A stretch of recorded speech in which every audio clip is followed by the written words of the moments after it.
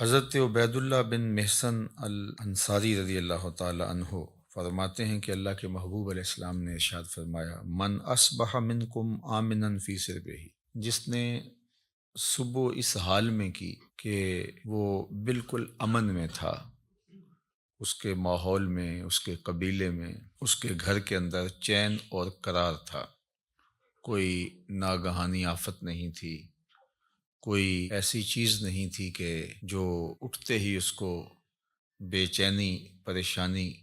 اور دکھ اور تکلیف دیتی، بد امنی نہیں تھی، وہ آرام کے ساتھ اٹھا، سکون اور طمانیت کے ساتھ اس نے صبح کا آغاز کیا، معافن فی جسدہ ہی، اور اس کے جسم کو کوئی بیماری نہیں تھی، اللہ نے اس کو عافیت سے رکھا، وہ صحت کے ساتھ اور امن کے ساتھ بیدار ہوتا ہے، اندہ قوت یوم ہی، اور اس دن کی ضرورت کا کھانا اس کے گھر میں موجود تھا۔ یہ تیسری چیز اللہ کے محبوب علیہ السلام نے ارشاد فرمائی، فَكَأَنَّمَا حِیزَتْ لَهُ الدُّنْیَا بِحَذَافِیرِہَا، تو فرمایا کہ دنیا تمام تر پہلوؤں کے ساتھ، اپنی تمام تر خوبیوں کے ساتھ اس کے ہاں جمع ہے، یعنی اس کو پھر کوئی کمی نہیں ہے اگر اس کو یہ تین چیزیں میسر آ گئیں۔ سب سے پہلی چیز کہ صبح اٹھا تو اس کے گھر میں امن تھا۔ انسان کی بنیادی ضرورتوں میں سے ایک ضرورت امن ہے۔ بد امنی، بے چینی اور معاشرے کے اندر پھیلا ہوا انتشار، یہ بہت اذیت ناک ہوتا ہے، اور اگر انسان کو اپنی جان کا بھی خطرہ ہو تو اب مجھے آپ بتائیے کہ باقی چیزیں تمام کی تمام میسر بھی ہوں تو ان سے تلذذ تو حاصل ہی نہیں کیا جا سکتا۔ تو انسان کی بنیادی ضرورت امن ہے، اور پھر اگر صحت نہیں ہے تو ڈھیر ہوں دولت کے تو وہ کس کام کے۔ اور تیسری بات کہ انسان کے پاس صحت بھی ہے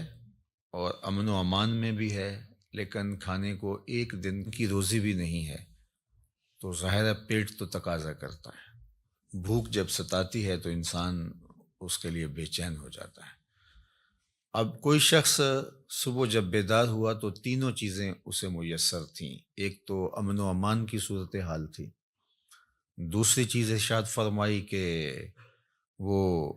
اپنے جسم میں کوئی بیماری نہیں پاتا تھا، خیریت کے ساتھ اٹھا، عافیت کے ساتھ بیدار ہوا،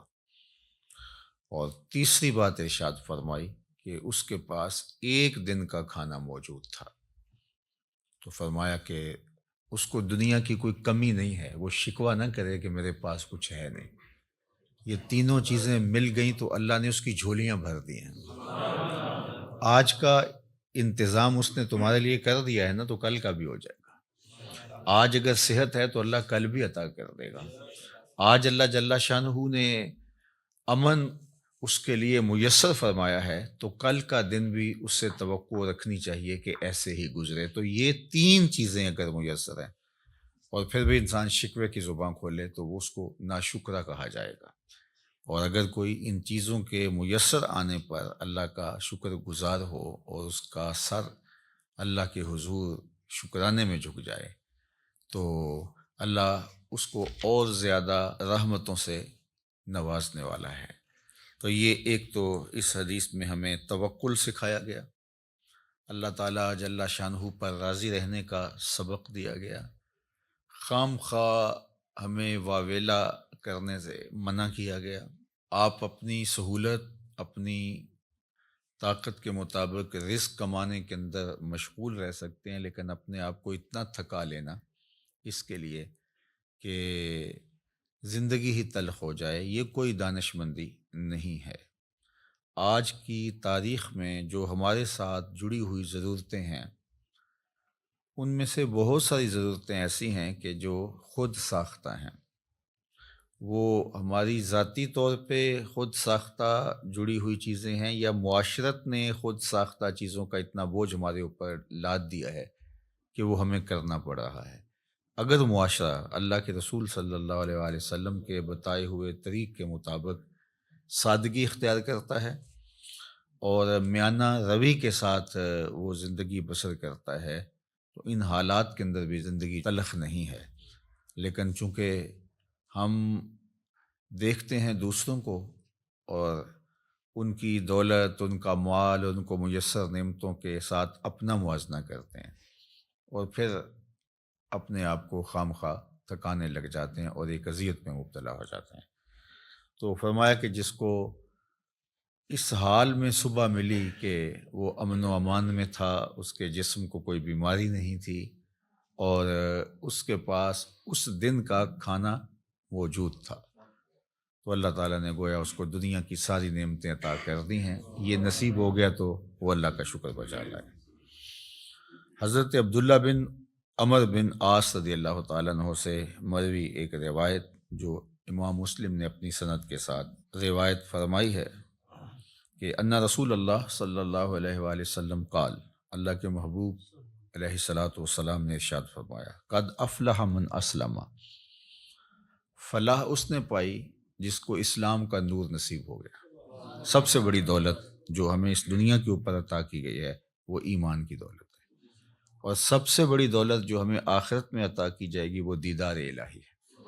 جو اس دنیا میں اسلام سے، ایمان سے محروم رہا تو وہ حقیقی محروم ہے۔ ہوا میں اڑے، چرخ پہ جھولے، دنیا کی ساری مال و دولت کا مالک بن جائے اور عالی منصبوں کے اوپر فائز المرام رہے،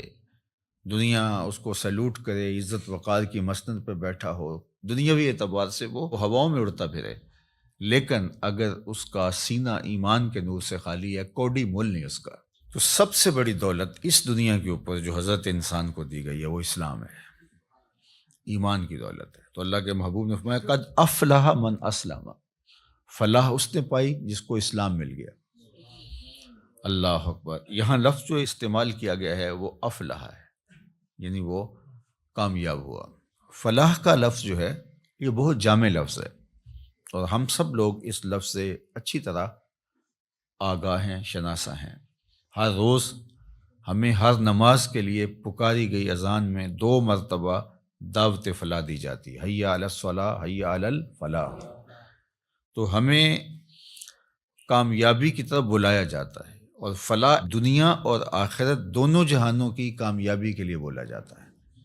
تو دنیا میں بھی وہ سرخرو اور کامیاب ہو گیا اور آخرت میں بھی سرخرو اور کامیاب ہو گیا۔ کون؟ جس کو اسلام کا نور دیا گیا۔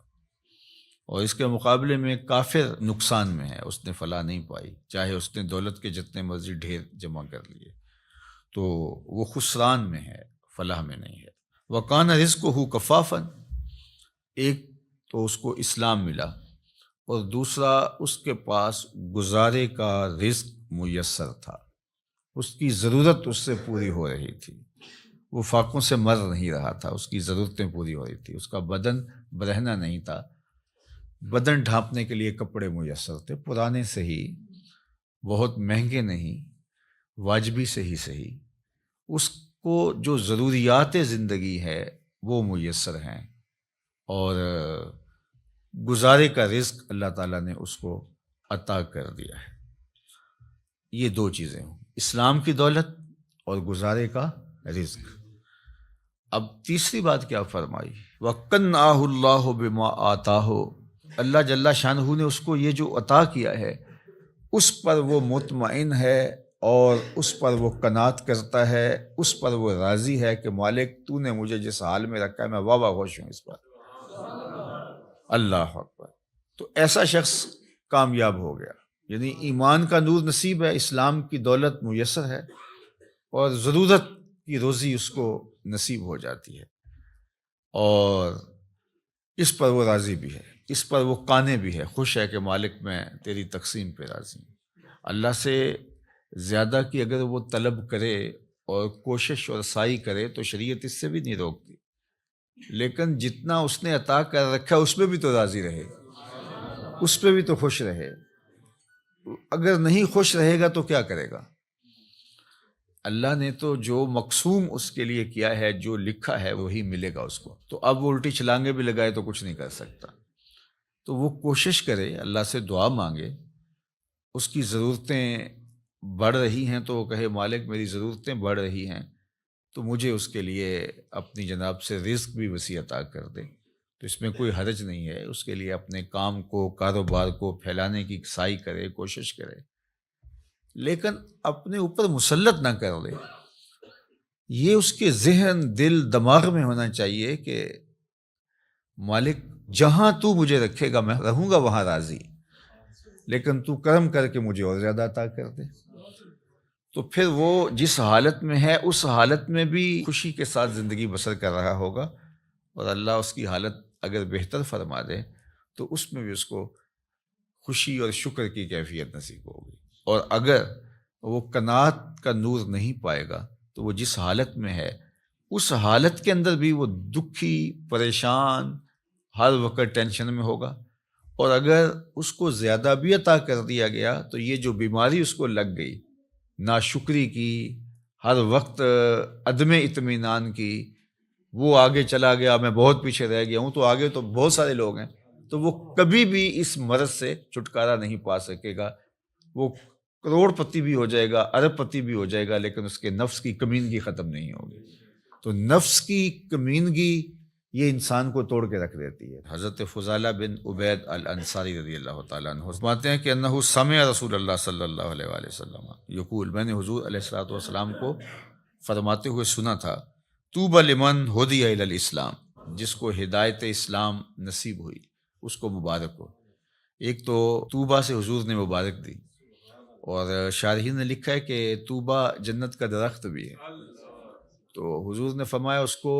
جنت کا وہ درخت نصیب ہوگا۔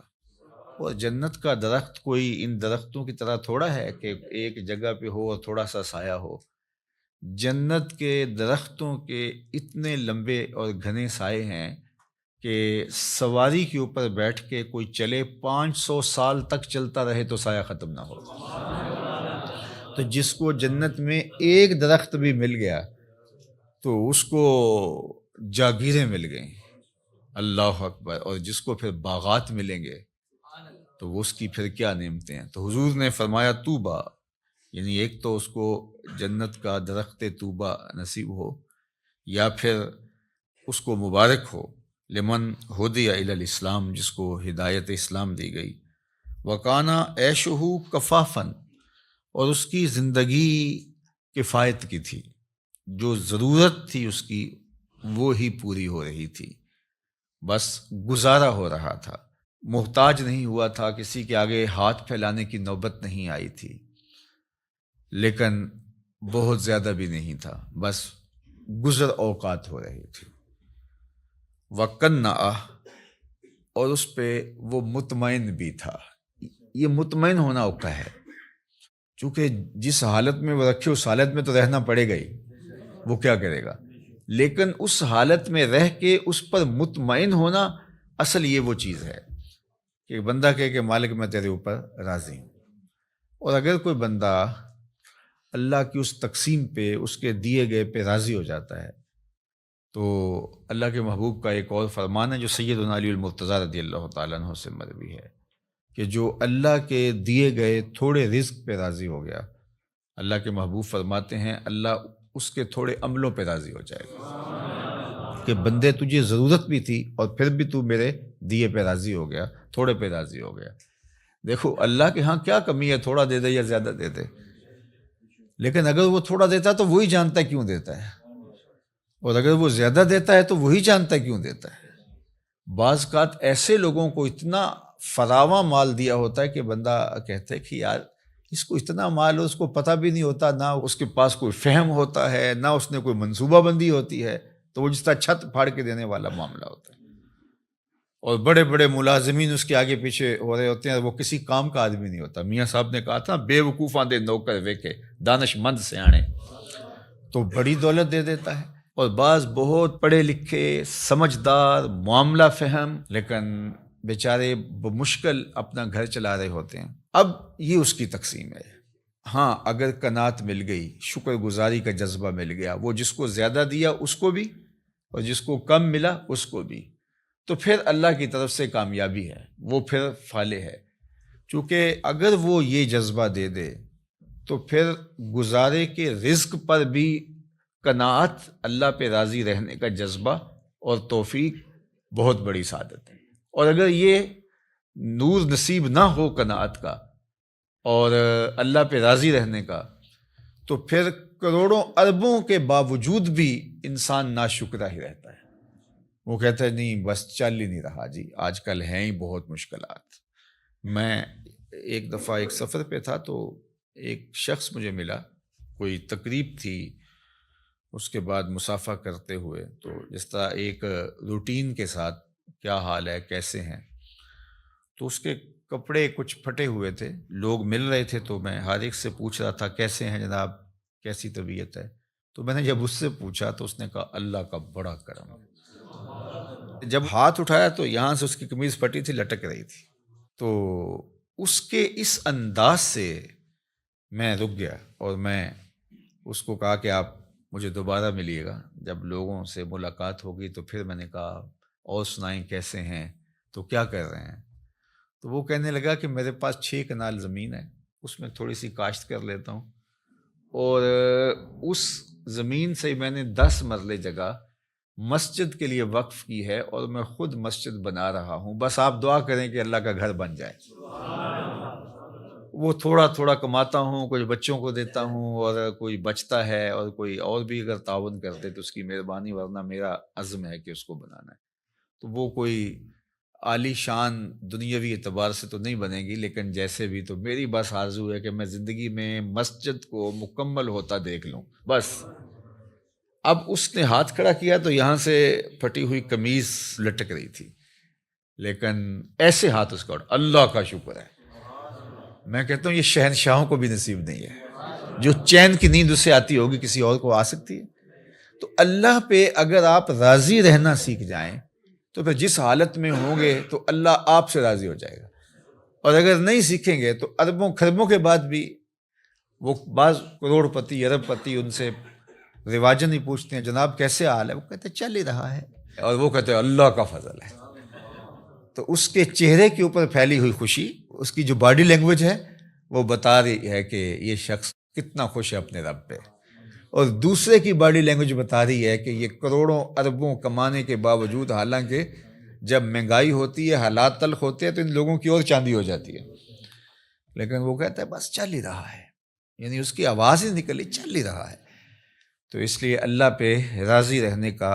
مزاج پیدا کریں۔ اس نے یہ تھوڑا کیا کہ ہمیں زندگی دے دی، اس کا یہ تھوڑا کرم ہے کہ اس نے ہمیں صحت عطا فرمائی، اس کا یہ کتنا کرم ہے کہ اس نے ہمیں اسلام کا نور اور جمال عطا کیا۔ باقی ہماری ضرورتیں تو پوری ہو رہی ہیں، ہمارے اوپر تو اس کا کرم می کی طرح برس رہا ہے، یہ تو ہمارے مطالبے زیادہ ہیں،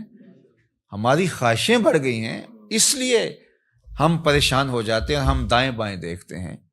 دیکھیے جو جانور ہیں ان کو جتنا دانہ چاہیے ہوتا ہے، جتنا چارہ چاہیے ہوتا ہے، یا گوشت خور جانور ہیں ان کو جتنا چاہیے ہوتا ہے روز اتنا لیتے ہیں اور مطمئن، اور اپنی کچھار میں، اپنے گھونسلے میں، اپنے گھر میں چلے جاتے ہیں، بات ختم۔ انسان کے لیے مسئلہ یہ ہے کہ یہ جمع کرنے کے چکر کے اندر پریشان ہو گیا ہے۔ دنیا کے اوپر صرف 2 مخلوقیں ایسی ہیں جو رزق جمع کرتی ہیں، ایک انسان، دوسری چیونٹی۔ اس کے علاوہ جتنی بھی مخلوقیں ہیں، چاہے وہ پانی کی ہیں، وہ مخلوقیں خشکی کی ہیں، ہواؤں میں اڑنے والی ہیں، کوئی اپنا رزق جمع نہیں کرتا۔ ہم کتنا کھاتے ہوں گے، لیکن یہ ہاتھی کتنا روز کھاتا ہے؟ بڑی مچھلیاں، وہیل مچھلیاں ہیں، یہ اتنا کھاتی ہیں ٹنوں کے حساب سے، اور اللہ اس پانی میں ان کے لیے وہ میسر فرما رہا ہوتا ہے۔ یہ ہنس پرندہ جو ہے یہ خالص سچے موتی کھاتا ہے،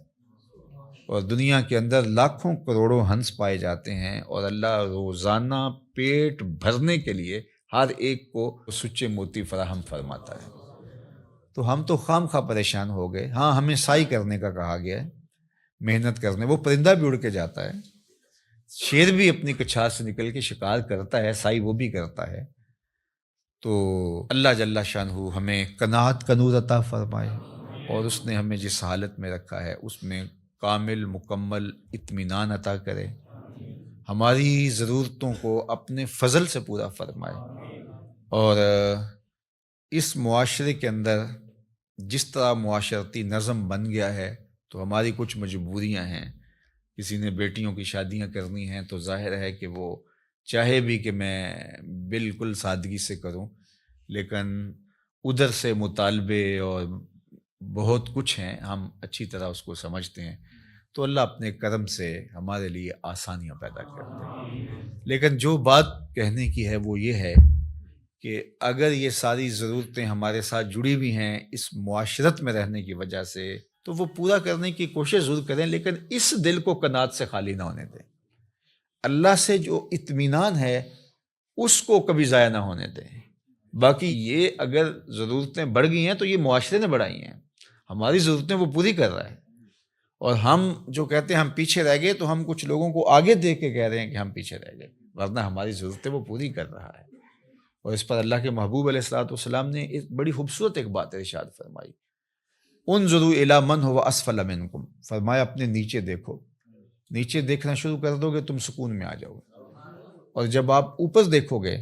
تو آپ جہاں بھی چلے جاؤ گے تو کوئی اور اوپر ہوگا، تو اس کو دیکھو گے تو آپ کہو گے کہ میں پیچھے رہ گیا ہوں۔ حتیٰ کہ وہ جو دنیا کے ٹاپ 10 لوگ ہوتے ہیں، دنیا کے 10 امیر ترین لوگ، تو وہ بھی جو آگے والا ہوتا ہے اس کو دیکھ رہے ہوتے ہیں کہ میں ان میں بھی جو ہے وہ ٹاپ پہ آ جاؤں۔